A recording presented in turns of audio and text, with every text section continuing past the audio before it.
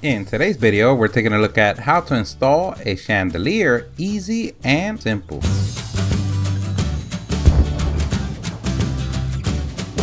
This is so easy, anyone could do. Everything that we use on the video, we're gonna leave a link on the description. So you woke up today with crystals in your mind, or in our case, shiny plastic. Don't worry, here at the StatUpBox team, we've got your back. This particular model, we got it under $30, and it's one of the most simpler versions to install. But at the end, the technique is the same. Always use precaution when working with electricity. Always contact a pro for installation. The first thing that you want to get is your chandelier. And if you don't have one and you are just here for the entertainment value, we salute you. And we encourage you to don't give up. Keep watching more videos. You know, here at the StatUpBox team, we love you. The second thing that we want to do is organize the content of the box. And this is going to help you to find every piece when needed. And you're going to notice that most of the pieces come numerated. And that is very important to get the correct design of your particular chandelier. But if you like to do it how we do it here at the StatUpBox team, we look at the box. And we look at the pieces and we take the manual and use it for barbecue paper. And if it looks close to the box's picture, we survived another day.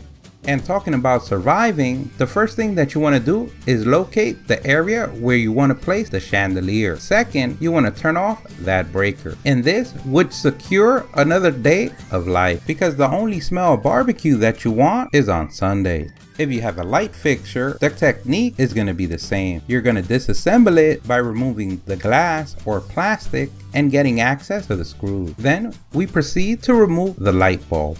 With a non-contact voltage detector, we verify if there's any electricity before removing any screws. Because getting to the end of this video, it's a high priority. We go ahead and remove the screws that hold the fixture in place. And remember the ancient rule of lefty-loosey, righty-tighty. We once again verify that none of the wires are live, because I think we could all agree that life is very important. In this particular case, the wires are connected directly to the fixture. In other cases, they may have wire connector cap that you may need to unscrew to break the connection. In this particular case, they're held by screws that we loosen so we can be able to remove the wire. We create separation between the wires. In this case, the ground wire was not connected, but it is located inside the box. We go ahead and pull that down to have it ready for the new connection. Now we're ready to get back to our chandelier station. This particular light fixture has the installation bracket connected to the fixture. We go ahead and remove the rounded off nut, and that would give us access to the bracket. We leave on the bracket the two screws with the nut that later we're going to use to reinstall the fixture. We take two screws with washers from the chandelier station, and we proceed to install the bracket to the electrical box. If your kit didn't come with screws, in some cases, you can use the same screws that you used on your previous fixture that was on the ceiling. And we want to install the screw 95% of the way in. And then we can proceed to install the next screw on the other side. Once we have that one 95% of the way in, we can go ahead and verify both and tighten them. And remember the ancient rule of lefty-loosey, righty-tighty. Once we feel it hand tight, that's good enough. Usually electrical boxes are plastic, and you don't want to break them. And go from a small job to a big job. We go ahead and align the bolts and nuts on the corner and then tighten them down by hand. You can also take this time to verify that the holes on the light fixture and the bolt align properly. Once hand tight, we can take our pliers and give it a last snug. With 1 and 2 turns should be good enough. Remember that with your strength, you can knock out the whole roof.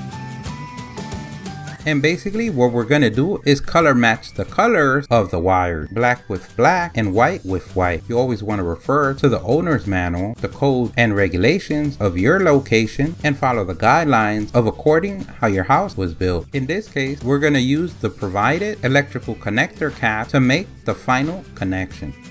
The order that you choose to go by is up to you. In this case, we're doing the black wire first, then the white wire, and then we end with the ground. Remember, you are the king, queen, both or none of your castle. The street that you choose to walk is the perfect one. Don't let anyone tell you otherwise.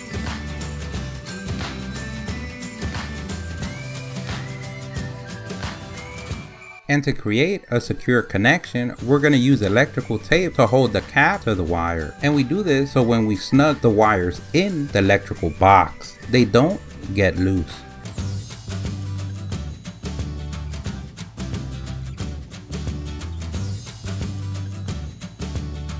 Now we're ready to align the light fixture with the bulb and set it on its final resting place. And we do that by using the rounded nut and tighten them by hand.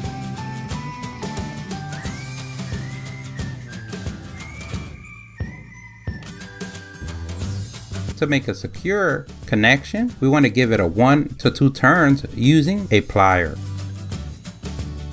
We go ahead and confirm that everything is tight and secure.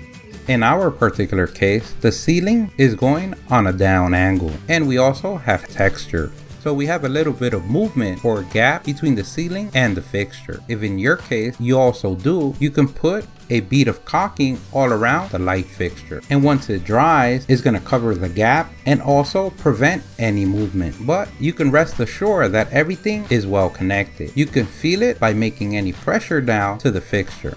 This particular chandelier uses a E12 bulb. We go ahead and install it, and now tell Watson to turn on the breaker, and if the bulb turns on, that means everything's well connected. And this is the part of the video where we go back to our barbecue and get that paper that we were gonna put to rest to show it who's the real boss. We give it a little glimpse and act like we didn't even see it and put that poker face like we know what we're doing. So the fixture has 2 rings of connector. The inner ring is where we connect the crystal strings with the hanging bulb, and they go from small to big. And in the outer ring, we connect the 3 square string, which do not go in any particular order. Now, the only thing that we have to remember are those 2 details. Then after that, you can take that paper back and throw it on the fire pit and show it who's the boss. But don't light it up until we finish the video, just in case. So the 3 squares have a metal clip at the end that connect to the circular connector, which is also made of metal, resembling small key ring. We go ahead and open it a little bit, pass it through the hoop, and make the slam dunk.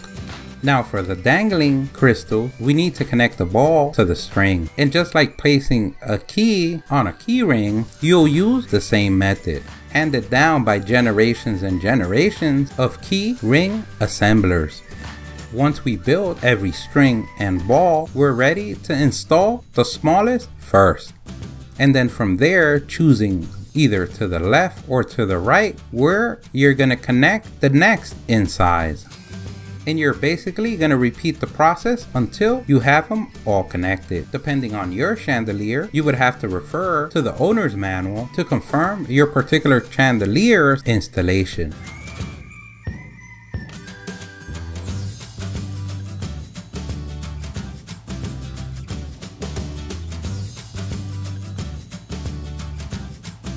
Now that we have all the beads of string connected, we're ready for the outer ring of 3 squares. Because these don't have any particular order, they should be a lot easier to install.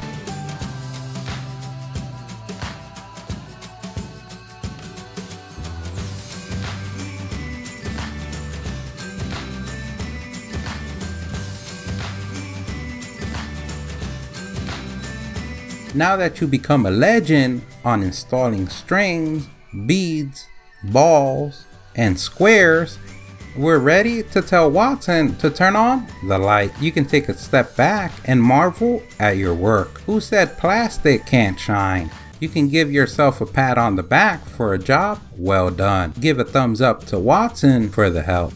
Don't forget, if you like the video, please give us a thumbs up. That really helps. If you have any questions, place them in the comment section below. Either someone in the StatUpBox team or someone in the YouTube community can help you out with an answer. Don't forget to subscribe, follow us on social media. Thank you for watching, and here's a link to our latest video.